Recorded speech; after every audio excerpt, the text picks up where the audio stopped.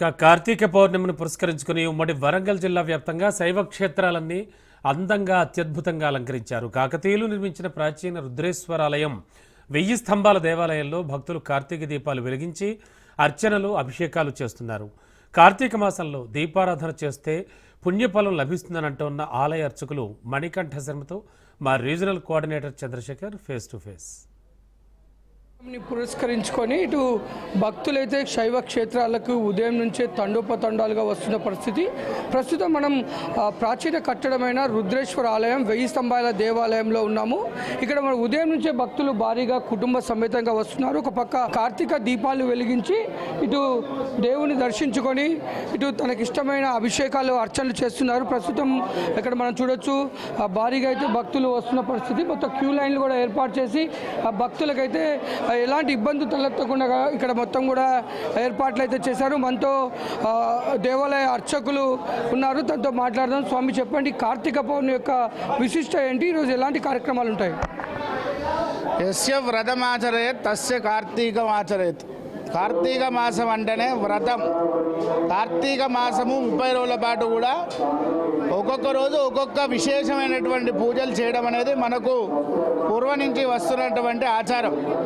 అందులో భాగంగా చారిత్రాత్మక 1000 స్తంభాల దేవాలయంలో నాటి కాకతీయుల నుంచి నేటి వరకు కూడా రెండో శివరాత్రిగా వరంగల్ ప్రజానీకం జరుపుకునేటటువంటి ఏకైక పండుగ కార్తీక పౌర్ణమి.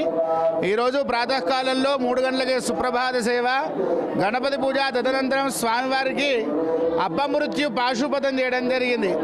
అపమృత్యు పాశుపతం ఎందుకు చేయడం జరిగిందంటే ఈ మధ్యకాలంలో ఎక్కువగా అగ్ని ప్రమాదాలు కానివ్వండి, అలాగే రోడ్డు మీద ప్రయాణిస్తున్నటువంటి బస్సు ప్రమాదాలు కానివ్వండి, ఎవరికి కూడా ఏ ప్రమాదం జరుగుతుందో తెలియకుండా ఉన్నది. కాబట్టి వారందరికీ కూడా సుఖ సంతోషాలతో ఉండాలని ప్రాతకాలంలో అభిషేకం చేసి ఇప్పటి వరకు కూడా సామూహికంగా రుద్రాభిషేకాలు సుమారు 50,000 మందికి పైచిలుగా ఈరోజు పాల్గొంటారు అభిషేకానికి.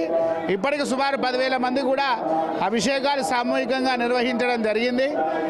అలాగే దర్శనం మంది కూడా సుమారు 25,000 మంది కూడా చేసుకోవడం జరిగింది. ఇలాగే రాత్రి 10 గంటల వరకు కూడా ఈ శివరాత్రి జాగరణ టైపుగానే మనకు కార్తీక పౌర్ణమి కొనసాగుతుంది.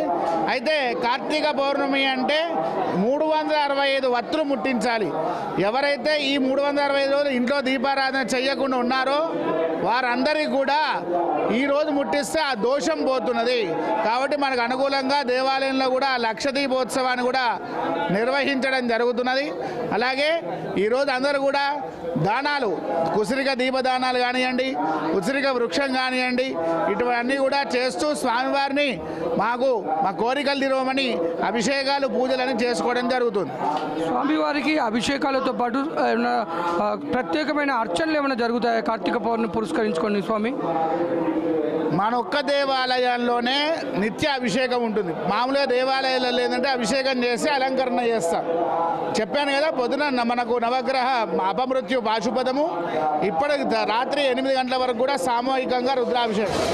తదనంతరము చతుర్వేద సేవ, మహాహారతి, మంగళహారతి, స్వామివారికి పుష్పార్చన నిర్వహించడం జరుగుతుంది. ఈ కార్తీక పౌర్ణమి భక్తులకి ఎలాంటి ఆశీస్సులు, దేవుని ఆశీస్సులు ఉంటాయి? అసలు దీని ప్రత్యేకత ఏంటి?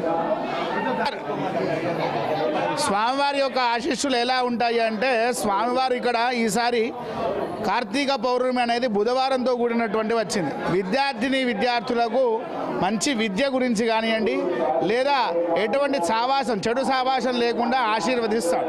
కార్తీక పౌర్ణమిని పురస్కరించుకొని ఉమ్మడి వరంగల్ జిల్లా వ్యాప్తంగా అయితే భక్తులైతే భారీగా వస్తున్న పరిస్థితి. భక్తుల సౌకర్యార్థం అయితే ఇక్కడ దేవాలయం అన్ని ఏర్పాట్లు అయితే చేశారు. ఒక పక్క ఉదయం నుంచే భక్తులు తండోపతండాలుగా రావటం, ఇటు శైవ క్షేత్రాలన్నీ కూడా శివనామస్మరణతో మారుమవుతున్న పరిస్థితి అయితే ఉంది. కెమెరామెన్